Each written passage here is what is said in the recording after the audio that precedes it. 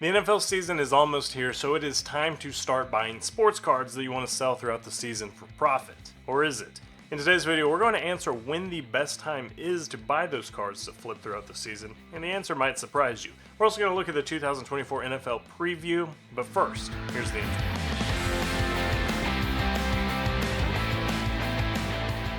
Alright guys, the 2024 NFL season is just about here. Preseason football is underway. We're all excited and it's my favorite time of the year. Every year we do an NFL preview. 2023 NFL preview was one of our most viewed videos and one of our most viewed articles, so we had to ride that wave, mainly because I want the page views, but I also want subscribers, so do me a favor. If you haven't already, which according to YouTube, most people who watch our videos don't actually subscribe to the channel, so do me a favor and hit the thumbs up, hit the subscribe button, and then if you want to ring that notification bell so you never miss another one of our videos, that will help us continue to make these videos for you. So I just published the 2024 NFL season preview. We're going to talk through that, but we're also going to talk on something that I think might even be more important. It's a more macro level question that I didn't answer in the preview. When should you buy football cards? Definitely a surprising answer, so stick around for that. But first, the season preview. One of the most surefire ways that you can possibly make money investing in sports cards is just predicting a trend before it happens. I don't want to draw a ton of parallels between sports card projecting and investing and sports betting, but there is some overlap there. If you can figure out what the sports storyline is going to be before it comes true, then you're going to make some money along the way. So to help get the ball rolling and help get the gears in your brain turning and come up with some different ideas, I wrote down a few just to give you an example of what I'm talking about. No, these might not come true, but these are some narratives that could play out throughout this year, and if this happens, the cards involved are going to gain quite a bit of value. So for example, number one, what if the New York Jets win the Super Bowl? Presumably if that happens, Aaron Rodgers will have an MVP caliber year, his cards will be up quite a bit, Breece Hall will have that promised season that we've all been waiting on now that he actually has some talent around him. Or maybe Tyreek Hill breaks the single season receiving record. That would mean Tyreek cards are up quite a bit, and so would Tua because he'd benefit as well. Or maybe even Micah Parsons becomes the first defensive player to win MVP since 1986. Defensive players are never valued too favorably in the resale market, so maybe Parsons cards would be a good preseason investment. I made a lot of money one year buying Jalen Ramsey rookie autographs. Another couple that I teased is what if the Chicago Bears made a deep playoff run? They have a pretty solid defense, and Caleb Williams is definitely stepping into a better spot than most rookie quarterbacks. So I think he could have a good year. He's kind of projected to already, and his cards are going to be priced accordingly. The Lions have a ton of talent, and it wouldn't surprise me if they finish as the number one seed. They have a really favorable schedule this year, and if they finish the number one seed in the NFC, then Jared Goff has to be in that MVP conversation, so you could invest accordingly with his cards. So I'm not saying you should believe any of those narratives, but those are a few that made sense to me, something that I could, squint and turn my head and see happening. So if you have any of those bold predictions that you think are going to happen throughout the season, if you buy the cards now and they come true, you're going to be in the green. I also want to answer another big question. What is the rookie autograph situation in 2024? Last year, 2023, is the first year of this Panini Fanatics autograph war. It was just both companies trying to sabotage each other. And I made a video talking about it throughout the season, about just how annoying it was from a consumer standpoint. Fanatics signed CJ Stroud, Bryce Young, and Will Levis for exclusive autographs deals, while Panini had Anthony Richardson. So Panini had the NFL license, meaning they could use the jerseys and the team names and all that good stuff. So all the Fanatics athletes could not sign in Panini products, so none of them had licensed rookie autographs, save, Anthony Richardson. And now Anthony Richardson is also with Fanatics, so he won't be signing Panini stuff anymore either. So what's it like this year? Is there going to be another deficit of rookie autographs that really impacted the autograph-driven brands? Contenders Optic is another great example of that. And when there are not autographs in there of the top players, the desirability of those products is almost just a wash. So as of right now, Caleb Williams is the only athlete that is signed exclusively with Fanatics, but Fanatics has a list of their official athletes that they update all the time, so just check that list before the season starts and as the season progresses to stay up to date there. So what are the best products to buy throughout this year? We did a countdown. I've written an article about the top 10 NFL brands to invest in. I will link that below. But just for reference, our number one NFL brand is going to be all Panini stuff because it's, again, licensed. So number one's Prism, number two is Optic, Number 3 is National Treasures. Number 4 is Select. So we got 3 big Optichrome brands in the top 4. I'm not saying those are ranked in order numerically based on just value, but it's kind of a blend of like legacy, collector, desirability, and then also value mixed with buy-in price. How much are you putting up to actually buy those cards? I personally prefer Optic as my number 1 overall brand, but if I publish that, then people are going to trash me in the comments. When it comes to positional value, quarterbacks are about the only thing that really justify a long-term investment. Besides maybe a generational talent wide receiver, Justin Jefferson, he could be one of those Jerry Rice kind of guys that by the time he's done, he has his name etched in all the receiving record books.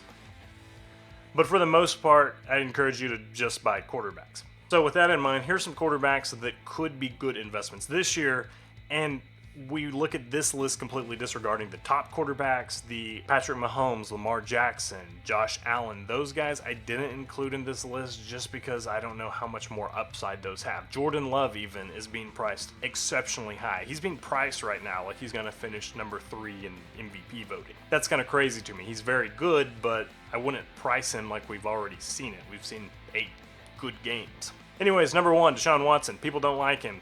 Understandably so. But if he could step in and just be Joe Flacco of last year, then his cards would soar. They're at an all-time low right now. Number 2, Trevor Lawrence. He's supposed to be like the chosen one, and he's really fallen flat. But this could be the year they put everything together and the Jaguars become an AFC contender. Number 3, Justin Herbert. He is amazing, golden arm. He just can't seem to stay healthy. He already has some plantar fasciitis stuff going into the season, and last year he was throwing all year long with like a broken rib cage or something. If he could stay healthy and the Jim Harbaugh-led Chargers are going to be competitive this year, then maybe it's going to be a great season for Herbert. His cards have dipped quite a bit over the last couple seasons as well. Tua could be a good one. My concern with him is last year he already led the NFL in passing yards, so it's like clearly not going to get better than that. So what he has to do next is just win games, and I don't know if the Dolphins are going to ever be able to win playoff football. They have to have too many things go right, and everybody has to be healthy. Jared Goff, I already talked earlier that I think that the Lions could potentially be a really good team this year. The downside of Jared Goff is that he's just like the least sexy investment ever. People don't watch his game and just be like, oh man, I want a piece of that. On the flip side, Anthony Richardson's probably the most sexy investment ever, but he also turns into superhero man occasionally when he's out on the field, and that's an injury risk that's also a concern. And then finally, Bryce Young is one to consider. His cards are very low because he was bad last year. There's no two ways around him. And I want him to be good. I think he's a good dude. He really seems like a solid guy. But he looked so small last year that it's very easy to question whether or not he'll ever make it. And that's reflected in his current card value. If you do think he is a contender to be a long-term quarterback, now would be a good time to buy. So who are the big rookies this year? There are 6 quarterbacks picked in the first round. Let's talk through them real fast. Number 1, Jaden Daniels, Washington Commanders. He's picked number 2 overall, and I think he's going to be the day 1 starter, which is going to be beneficial for him. He's already looked pretty good in preseason. He's going to be potentially a really good fantasy player. The thing is, he's just tiny, and he's like a Anthony Richardson kind of scrambler, but he doesn't have Anthony Richardson's body mass, so we're hoping he can stay healthy. And if he does, even if the Commanders fall flat and struggle throughout the year, I do think he's going to be at least an electrifying player to watch, and investors will like that. Drake May, number 2. Drake May is probably not starting early on through the season, and he's going to be learning from Jacoby Brissett, and I think that's a good position for him to be in. The Patriots have a particularly difficult second half of the year, so I don't necessarily want him to come in week 7 or 8 and then just get murdered. He does have a lot of upside, but he also has a lot of room to grow. That said, if he's not making headlines or in the spotlight this year, it might be a good time to buy his cards if you believe in his long-term potential. Michael Penix Jr. was drafted by the Falcons right after they paid a lot of money to Kirk Cousins, so that was a head-scratcher, but if Kirk Cousins goes down, he would have a good team around him. Bijan in the backfield, Drake London as a receiver, lots of potential there.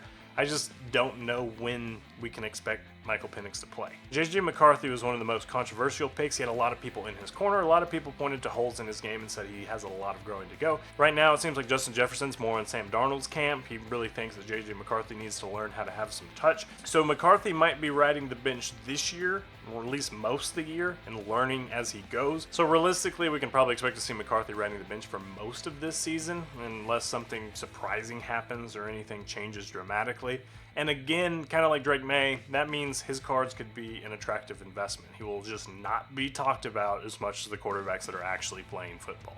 Caleb Williams, like I said earlier, he is the #1 overall pick, and he steps into a really good situation. He has good receivers, he has a good defense. He's also this big personality that a lot of people don't like, but he's going to be really good. The Bears have a big fan base, and if he steps in and immediately starts setting Chicago rookie records, which looking at their records, that's very possible to do, he's going to be a golden boy of investing, and his cards are going to be priced very high.